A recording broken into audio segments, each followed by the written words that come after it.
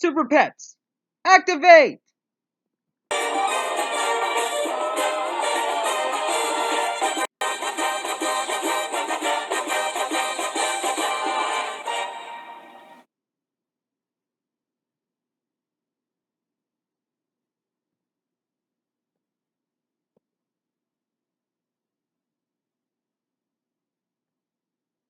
Based on the characters by DC Comics, Krypto, aka Superman's pet, and a shelter dog named Ace work together with other animals to form the League of Super Pets to rescue the captured superheroes from Lex Luthor. Now, before I go over my thoughts on this recently released movie by Warner Animation Group, I was originally gonna wait until this movie is on HBO Max, but due to Warner Bros. Discovery being more focused on putting Elvis on HBO Max rather than this film that I'm about to review, I decided to see this movie in theaters on National Cinema Day instead, which is today.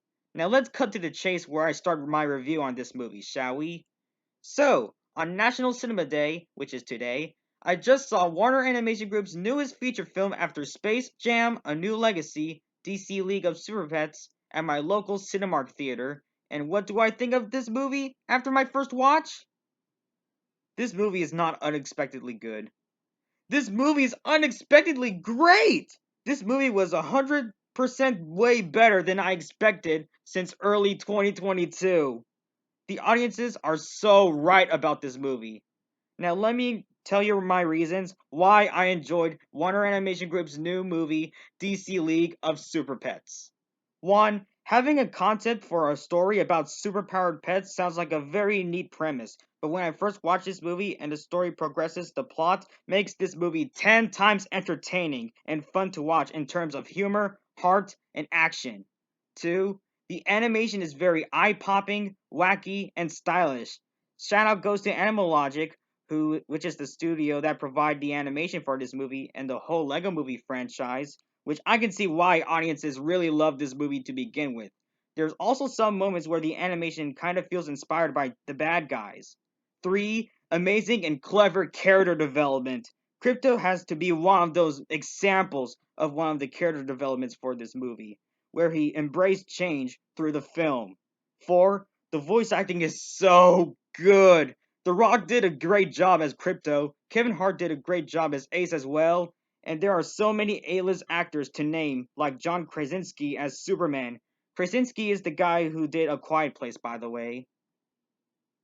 5. Impressive character designs. I like how the Justice League look this reminiscent in their comic book or DCEU counterparts, but they're kind of more inspired by Super Friends, which is an old DC cartoon produced by Hanna-Barbera.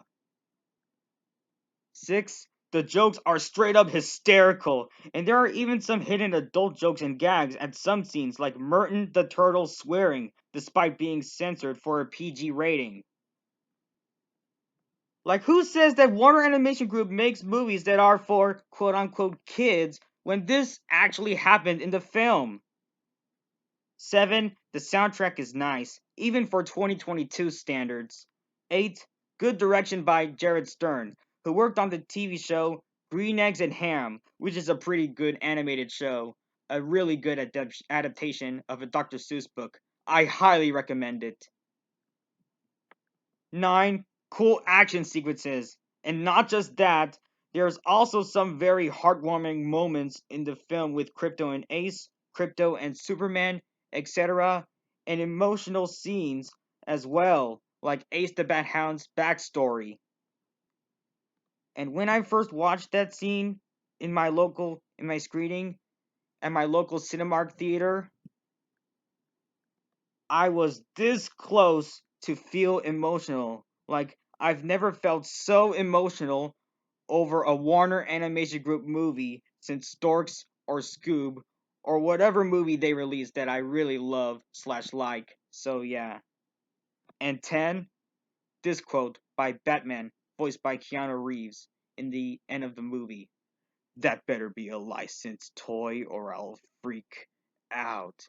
I giggled when I first heard that in my screening for this movie. Now, before I wrap up my review for this movie, do I have any criticisms for this movie? Well, in my opinion, I only have one, which is me being honest about the soundtrack, despite being nice. My only criticism with this movie is that despite the soundtrack being nice, I feel like there should have been an original song that's exclusively made for the end credits for this movie. Like, if Warner Animation Group makes original songs for one of the end credits for their movies, why can't this movie have one too? I mean, that's fine if Warner Animation Group likes to put an already existing song in their end credits of on one of their movies because it's the studio's decision, not mine. So yeah, even though it's not one of my decisions, it's the studio's decision though.